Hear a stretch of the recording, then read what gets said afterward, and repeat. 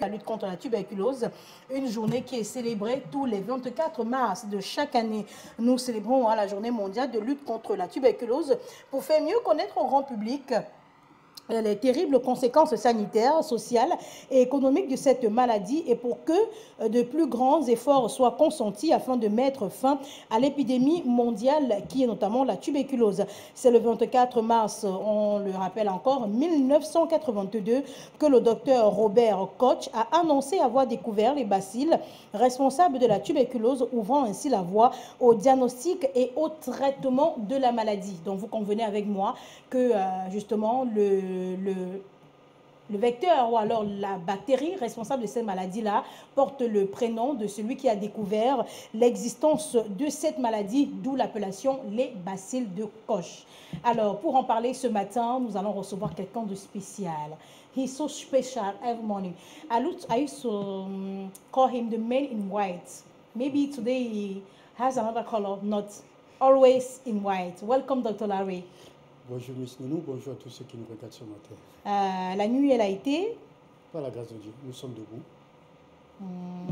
Et on décide, comme tous les matins, de faire notre travail avec le sourire aux lèvres. Ah oui. Alors, ce matin, nous allons parler... C'est vrai que hier, on a annoncé qu'on allait parler, parce qu'il ne faut pas également qu'on embrouille les téléspectateurs. Hier, on a parlé du bon cholestérol et aujourd'hui, on a dit qu'on allait parler notamment du mauvais cholestérol. Mais vu qu'aujourd'hui, 24 mars, on célèbre la lutte contre la tuberculose, on a dit qu'on ne pourrait pas faire fi de ça et passer à autre chose. Donc, vous comprenez que demain, avec Charles Fils, on reviendra notamment sur le mauvais cholestérol. Mais aujourd'hui, d'abord, nous parlons de la lutte contre la tuberculose. La tuberculose en elle-même, c'est quoi et quelles sont les personnes susceptibles d'être malades ou alors d'être atteintes de cette pandémie? Déjà, il faut dire que, contrairement à ce que beaucoup pensent déjà, quand je dis contrairement, aujourd'hui, on parle beaucoup plus de la Covid, d'où certaines pathologies même sont déjà, je ne voudrais pas dire au fond du tiroir. Oui, on n'entend plus parler comme si ça n'existait plus. Ça, il faut le dire. Aujourd'hui, qu'on célèbre la journée mondiale, c'est l'occasion plus que jamais pour que les gens comprennent que non, cette terrible, je dirais encore terrible maladie existe et continue à faire des ravages. Ça, il faut vraiment le rappeler. Je crois que nous avons un grand centre, d'ailleurs, à côté de nous, sans publicité, la Polyclinique d'Aqua, donc qui est un centre de référence, d'ailleurs, pour la prise en charge de la tuberculose. Alors, la tuberculose en elle-même, c'est une maladie infectieuse, ça, il faut le dire, dont l'origine, vous avez parlé tout à l'heure, il s'agit d'une bacille de Koch, c'est-à-dire c'est la famille des bactéries, ça, il faut le dire, contrairement à un virus. Parce que beaucoup ont pensé souvent que la tuberculose était virale. Elle n'est pas virale, elle est bactérienne, ça, il faut le rappeler. Et vous l'avez dit à l'entrée de jeu déjà, celui qui découvre même ces bacilles-là, c'est Robert Koch. Il faut le dire également que c'est lui-même qui découvre encore le médicament. Oui, par la suite. Par la suite. Voilà pourquoi ça porte le nom de Koch. Voilà, bien évidemment. Alors, il faut dire que cette bactérie-là, tout le monde est concerné. Ça, il faut le dire sincèrement. Tout le monde est concerné. Beaucoup plus dans les grandes villes. Il y a aussi ce problème de précarité, bien évidemment, qui est également aussi une cause, bien évidemment. On vit dans la promiscuité. Voilà, justement. Alors, il faut dire aussi que des personnes vivant avec le VIH, parce qu'il vaut mieux le rappeler également ce matin, c'est des personnes, je pourrais encore appeler à risque. Oui, et parce des que c'est une personnes âgées. maladie opportuniste. Voilà, et des personnes âgées, bien évidemment. Voilà en gros qui est concerné. Maintenant, comment savoir que l'on est atteint de cette maladie? C'est-à-dire, sans avoir été consulté par un médecin, quels sont les signes annonciateurs que l'on souffre d'une tuberculose? Mais voilà, il y a déjà la fièvre, ça, je voulais commencer par la fièvre parce que, comme je l'ai dit d'entrée en jeu, c'est une terrible, terrible maladie, cette bacille-là. Justement, ça va se faire manifester par la fièvre. Et une fièvre, justement, qui vous fait transpirer. Sudation nocturne, beaucoup plus vous transpirez, même avec les ventilateurs, vous allez transpirer. Ça, il faut le savoir. Et il y a une douleur au niveau de la poitrine qui s'annonce également à l'expiration comme à l'inspiration. Il faut dire que ça accompagne également d'une toux chronique, ça il faut le préciser, avec justement exploration, c'est-à-dire les crachats, ou encore pire encore, avec du sang. Ça il faut le dire. Maintenant, il y a la fatigue, ça accompagne avec la fatigue. L'autre signe vraiment précurseur, c'est l'amaigrissement. Tous ceux qui sont sujets à cette pathologie-là, sincèrement, perdent du poids. Ça, il faut le dire. Ils perdent vraiment du poids. Et assez d'ailleurs, il faut le dire. Alors, et la fatigue, les vertiges, ça peut s'accompagner également avec des troubles digestifs, c'est-à-dire vous n'avez pas d'appétit, vous avez des nausées, vous avez un trouble de métabolisme par le ventre. Donc, il y a tout un mal à l'aise qu'on te fait. Vous ne vous sentez pas sur vos pieds, et ainsi de suite. Voilà. Maintenant, tout à l'heure, quand nous avons défini la maladie et quelles sont les personnes à risque, on a parlé de la précarité, on a parlé de la promiscuité dans laquelle certains habitants vivent. Maintenant, j'ai envie de savoir, donc, au-delà de ça, quels sont les modes de propagation? C'est-à-dire, comment est-ce que la maladie en elle-même se transmet? Voilà, justement, je vais toujours me référer à la Covid parce que la Covid vient nous rappeler. Voilà, ça vient vraiment nous rappeler. En ce qui concerne la Covid, on parlait des gouttelettes. Bien évidemment, c'est la même chose avec la tuberculose. D'où justement cette gouttelette-là dans l'air. Pourquoi? Parce qu'on tousse. Pourquoi? Parce que l'étouffement. Pourquoi? Parce qu'on crache. Il y a des gens qui crachent dans la rue, ainsi de suite. Alors, et pour vous qui êtes à côté, justement, une fois que cette personne tousse, ou bien les crachats, ou bien il éternue, vous êtes déjà exposé. Vous êtes susceptible d'être contaminé. Voilà. Donc, vous comprenez que corona ou pas, l'on devrait même à la base avoir un masque. Bien, voilà. Parce qu'avant avant le corona, on avait la tuberculose qui, elle également, se propage. Et qui continue à faire son chemin. Voilà. Malgré la Covid, elle existe toujours. Maintenant, donc, parlez-nous de l'infection latente et la version active de la maladie. Voilà. Quand on parle justement de latente et active, il vaut mieux le rappeler parce que beaucoup ne comprennent pas. C'est que latente, déjà, c'est ces personnes-là, parce qu'il faut dire que 90% des personnes s'infectent justement sans pour autant faire la maladie, sans avoir les symptômes. Ça, il faut le dire. Il faudrait un facteur. Voilà, il faudrait un facteur déclenchant. Nous avons parlé tout à l'heure des personnes vivant avec le VIH. Il faudrait un milieu comme ça pour pouvoir justement rendre la pathologie active. Quand on dit latente, c'est-à-dire vous vous infectez, vous chopez, s'il faut dire, cette bactérie-là. Mais par contre, vous ne faites pas des symptômes. Pourquoi? Parce que le système immunitaire est solide. Vous comprenez un peu, vous vous alimentez bien, vous êtes bien. Pour ne pas confondre avec des gens qui disent qu'ils ont un sang fort. Ça n'a rien à y voir avec, avec un sang fort, voilà, parce qu'il y a des gens qui vont jusqu'à mystifier. Non, c'est parce que je suis de haut plus et tout. Ça n'a rien à y voir. C'est le système immunitaire, tout simplement parce qu'elle est solide et elle résiste encore. Et il faut le préciser, c'est aussi parce que, au-delà de cela, vous n'avez pas certaines pathologies qui puissent justement déclencher cette bactérie dont vous avez chopé, notamment le VIH, notamment des personnes, la vieillesse, notamment des personnes cancéreuses qui ont des cancers, notamment des diabétiques, ces maladies chroniques en général. Alors, une fois que vous êtes sujet justement à ces maladies chroniques et que vous chopez l'infection, cette bactérie-là, dites-vous bien qu'en une semaine, vous pouvez commencer à faire des symptômes. Voilà donc la différence qui se situe entre la phase... le métabolisme est affaibli. Est affaibli. Voilà ce qui situe donc la différence quand on parle de la phase latente et active. Active, c'est vous faites déjà des symptômes. Et il faut préciser également que la phase latente, vous ne contaminez pas. Ça, il faut le savoir. Ça, c'est important. Mais contrairement, quand c'est la phase active, ou on peut appeler type active, vous êtes susceptible de contaminer le voisin ou bien la famille. Voilà. Maintenant, avec toutes les descriptions que nous avons faites jusqu'ici, est-ce que la maladie en elle-même est une maladie grave? Est-ce qu'on peut guérir? Est-ce qu'on peut guérir de la tuberculose donc? C'est possible? Je voudrais répondre déjà par est-ce qu'elle est grave? Pour moi, très. Franchement, je dirais très grave. Très grave. C'est vrai qu'il y a beaucoup qui pensent que, mais tiens, non, avant c'était terrible. Ils disent que non, c'était avant que ça tuait. C'est ce qu'ils disent. Beaucoup disent que c'était avant que ça tuait.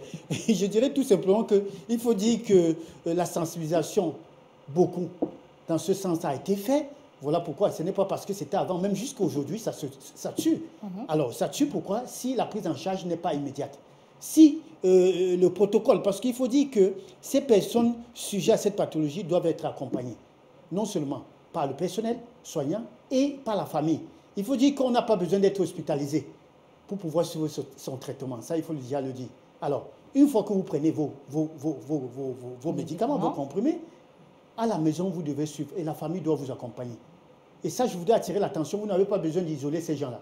Ces gens, quand ils prennent déjà des médicaments, il faut le dire, déjà à partir d'un mois, ils ne peuvent pas contaminer la famille. Ça, il faut le savoir. Donc, vous n'avez pas besoin d'isoler ces gens-là. Parce que parfois, ils sont stigmatisés. Ça, on les met en quarantaine. On les met en quarantaine et tout. Vous avez quelqu'un dans une maison qui est abandonné à lui-même dans une chambre. Voilà. C'est à peine s'il y a un courageux qui va lui donner à manger. À manger, voilà. Donc ça, il faut déjà dire que non, quand on commence à prendre le traitement, non, on ne contamine plus. Ça, on n'est plus contagieux. Ça, il faut le dire. Alors, maintenant, je dis, elle est vraiment très grave et cela se guérit. Cela se guérit. Il faut dire que le minimum de traitement, le mois, c'est 6 mois. Moins de 6 mois, ce n'est pas possible. Et quand vous commencez le traitement, vous ne devrez pas interrompre, sauf sur avis médical, sauf le spécialiste, sauf le médecin pourrait demander, et certainement pour plusieurs raisons. Donc, quand vous commencez votre traitement, vous même sautez. Quand vous sautez, vous rendez ce qu'on appelle la tuberculose résistante, pharmaco-résistant. Ça, il faut le savoir. Parfois, vous pouvez vous voir même en train de recommencer. La bactérie s'adapte. S'adapte. Et parfois, vous pouvez vous voir en train de recommencer le protocole. Ça, il faut le rappeler. Et voilà pourquoi je dirais même que c'est une maladie assez mystérieuse. Voilà. Parce qu'il y a des gens qui ont commencé le traitement, après 3 mois, ils prennent la poudre du champ. Voilà. Et après, quand ils reviennent, ils se disent, non, j'avais déjà commencé le traitement. Non, ils reprennent à zéro. Ils reprennent à zéro. Ça, il faut le savoir. Et là, du coup, si vous devez faire 6 mois, vous pouvez être en train de vous voir pour 9 mois de traitement. Mais il faut dire le minimum, c'est 6 mois. Et vous êtes guéri. Vous êtes guéri. Ça, il faut le dire. On le soigne vraiment. Et dans notre pays, on le soigne bien. Maintenant, tout à l'heure, nous avons fait savoir aux téléspectateurs que la tuberculose, elle est contagieuse. Est-ce qu'il existe un vaccin et à quel moment exactement est-ce qu'on devrait se faire vacciner contre la maladie? Ça, c'est vraiment... Voilà. Ça, il faut le dire déjà que le vaccin existe. Et je l'ai dit à l'entrée en jeu, il ne faut pas confondre la tuberculose à une infection virale. Parce qu'il y a beaucoup qui pensent également que quand on parle de vaccin, c'est uniquement pour les virus. Non. Voilà, le vaccin existe bien et bien. Et il faut dire que le vaccin, c'est vrai qu'aujourd'hui, quand on parle de vaccin, sur la toile, ça fait problème. Ça crée la psychose, directement. Voilà, tout le monde. Aujourd'hui, de nos jours, on ne veut plus entendre des vaccins. Vaccin, non, excusez-nous avec. Parce que là, j'ai eu un problème, justement, j'étais face à un couple où le mari dit, tu dois faire vacciner mon bébé. La femme dit que non. Ça, jusqu'à se faire, elle a l'appui même de ses parents qui disent que non, nous, pas de vaccin pour notre petit-fils. Et ça, vous comprenez que c'est un problème. C'est à tort. Il faut dire que le vaccin, aujourd'hui, la Covid, c'est autre chose. Mais la tuberculose, le vaccin continue. On continue à vacciner. Et ça, c'est à partir d'un mois, c'est-à-dire des bébés, jusqu'à l'âge de 15 ans. Vous devez faire régulièrement vacciner ces enfants. Ça, il faut le dire. Maintenant, en ce qui concerne l'efficacité du vaccin pour des personnes adultes, il faut dire que jusqu'ici, ce n'est pas encore démontré. Ce n'est pas encore démontré. Et ça, pour plusieurs raisons. Nous avons parlé des facteurs favorisant ces maladies aujourd'hui et tout. Mais pour des enfants qui ont encore d'une manière naturelle les anticorps assez solides, devront se faire vacciner. Ça, il faut le savoir, pour être à l'abri de ces pathologies-là. Maintenant, donc, tout à l'heure, on parlait de ces malades-là qui sont mis en quarantaine à domicile. Comment se protéger, nous qui ne sommes pas malades et qui avons par contre des gens à la maison avec nous qui souffrent de cette maladie-là? C'est-à-dire comment nous protéger tout en venant en aide à ces personnes malades de la tuberculose. Je voulais appeler ça en un seul mot, comme on dit, mais mesures barrières. Les gestes barrières. Ça, je crois qu'aujourd'hui, de nos jours, si avant on demandait de se laver les mains et tout, aujourd'hui on a résumé. C'est naturel. En un seul mot, c'est naturel.